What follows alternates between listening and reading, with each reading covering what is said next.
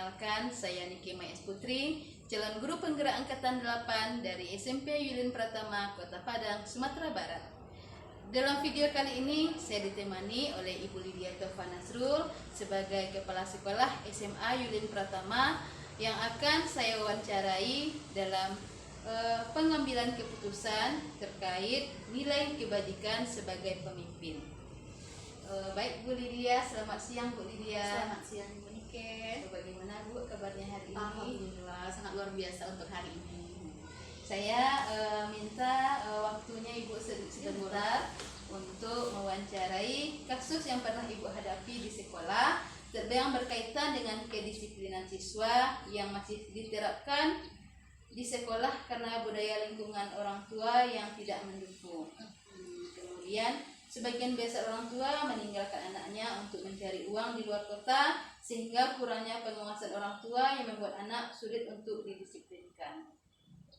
Baik Ibu, pertanyaan saya yang pertama, selama ini bagaimana Bu Lydia dapat mengidentifikasi kasus-kasus yang merupakan dilema etika atau bujukan moral?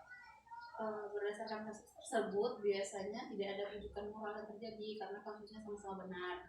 Dan karena tidak adanya bujukan moral tersebut, maka tidak ada pelanggaran hukum yang terjadi. Sehingga untuk mengidentifikasikannya antara dilema etika dan bujukan moral tersebut perlu lagi dilihat dari tipe-tipe masalah yang terjadi. Baik, selama ini bagaimana Bu Lydia menjalankan pengambilan keputusan di sekolah Ibu, terutama untuk kasus-kasus di mana ada dua kepentingan yang sama-sama benar atau sama-sama mengandung nilai kebajikan? Biasanya kami di SMA Yulin itu mengadakan musyawarah Ibu.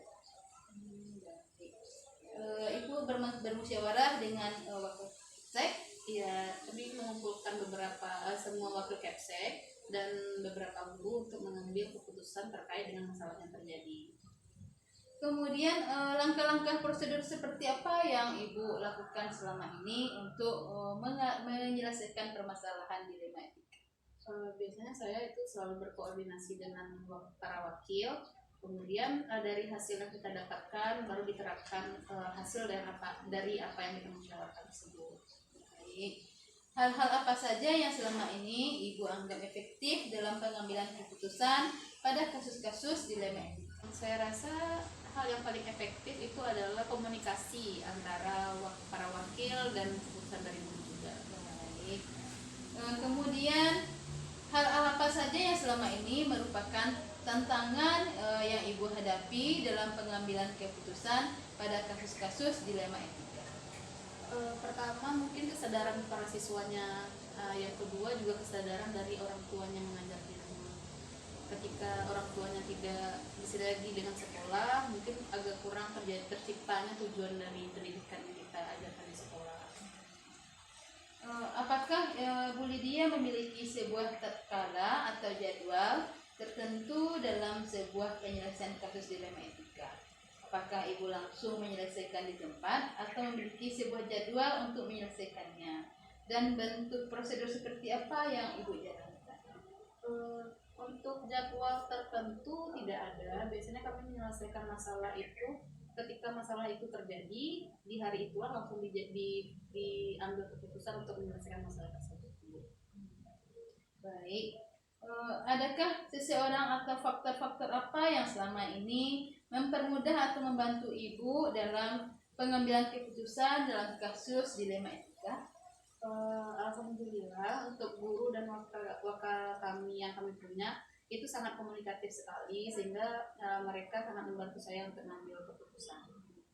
Baik, jadi wakil Kepsek dan guru, Ya, para guru. Iya, sangat membantu ya, Iya, saling berkolaborasi Iya. untuk menyelesaikan permasalahan. Masalah yang terjadi. Ya, jadi kepala sekolah tidak memikirkan sendiri.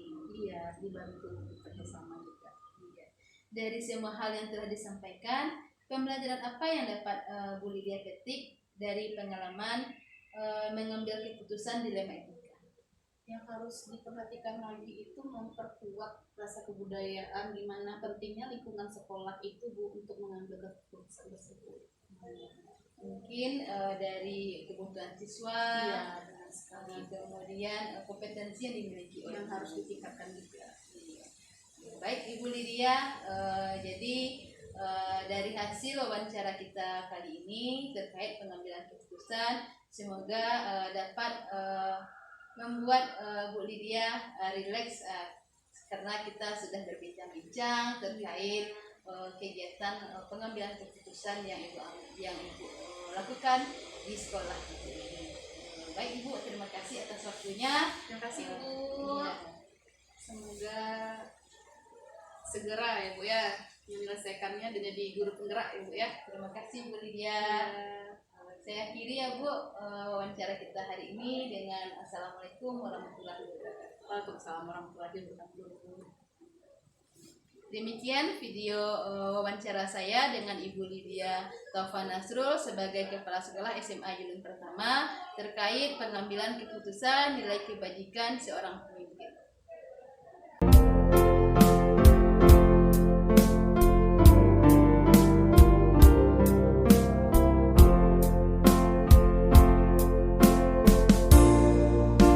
Dalam video kali ini saya tidak sendiri, saya ditemani oleh Ibu Adia Frigustini sebagai Kepala Sekolah SMP Yulin Pratama Kota Padang. Baik Ibu, Semoga tetap semangat dalam menjalankan program pendidikan guru penggerak angkatan 8. terima kasih Ibu. Bagaimana Ibu kabarnya hari ini Ibu? Alhamdulillah ya seperti dilihat hari ini tetap sehat. Amin. Ya, baik Ibu, saya minta waktu luang Ibu sebentar ya Bu ya terkait pengambilan keputusan kepala sekolah berbasis nilai kebajikan sebagai pemimpin. Pertanyaan saya yang pertama ini Bu, ada beberapa kasus yang pernah Ibu alami di sekolah. Nah, bagaimana selama ini cara Ibu untuk mengidentifikasi kasus-kasus yang merupakan dilema etika atau bujukan moral? Kalau Ibu lihat berdasarkan kasus-kasus yang ada di SMP Yulin Pratama ini, terutama tentang adanya dilema etika. Sebenarnya pada dilema etika itu kasus tersebut adanya dilema etika karena harus memutuskan di antara yang benar dan di antara yang salah. Itu yang harus kita ambil keputusannya. Yang juga antara masuk akal dan tidak masuk akal antara kasus-kasus yang ada di SMP. Kasus itu banyak, juga bisa terjadi dari siswa, dari guru, atau mungkin bisa dari satuan pendidikan sendiri. Itu termasuk ya. Namun ada keputusan-keputusannya jika ada alasan yang masuk akal dan dibenarkan, maka akan kita tuntaskan lagi. Dan apabila dilema yang tidak masuk akal, juga akan kita selesaikan pada saat itu juga. Jadi tidak ada dilema-dilema yang terjadi di sini itu kita pendam dan bisa kita selesaikan semaksimal mungkin sehingga bisa pembelajaran berjalan lancar. Baik, pertanyaan saya yang kedua ini Bu, bagaimana Ibu menjalankan pengambilan keputusan di sekolah, terutama untuk kasus-kasus di mana ada dua kepentingan yang sama-sama benar atau yang sama-sama mengandung nilai kebajikan?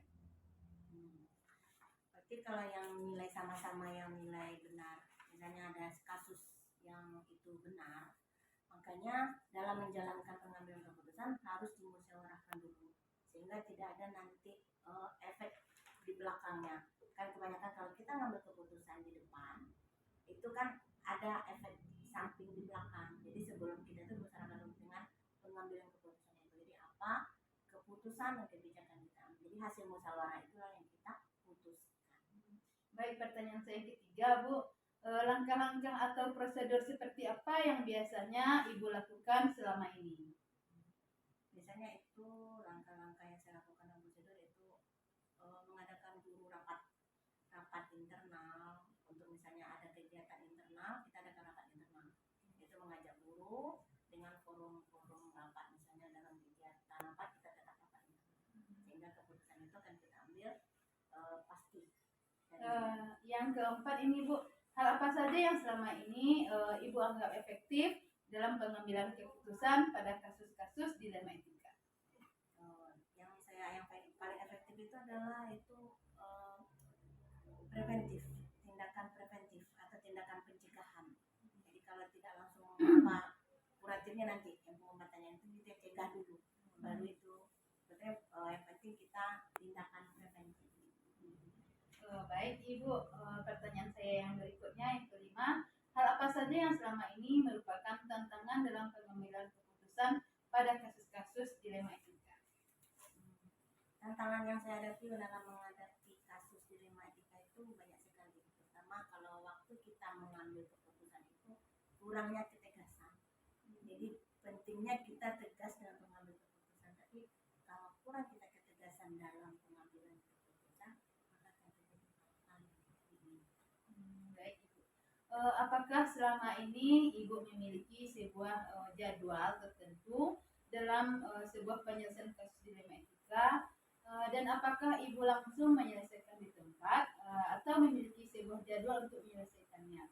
Baik itu dalam bentuk prosedur atau seperti apa yang pernah Ibu jalankan? Biasanya kalau saya menjalankan masalah kasus dilema itu biasanya langsung diselesaikan hari itu dan dengan adanya koordinasi dulu. Jadi kalau ada dilema yang terjadi di sekolah, kita langsung selesaikan dengan adanya koordinasi. Yang berikutnya, adakah sebuah atau faktor-faktor yang selama ini mempermudah atau membantu Ibu dalam pengambilan keputusan terkait kasus-kasus dilema etika? Itu faktor-faktor yang pengaruh itu adalah adanya teman-teman sejawat, rekan-rekan itu yang akan mempermudah dalam menyelesaikan dilema yang terjadi.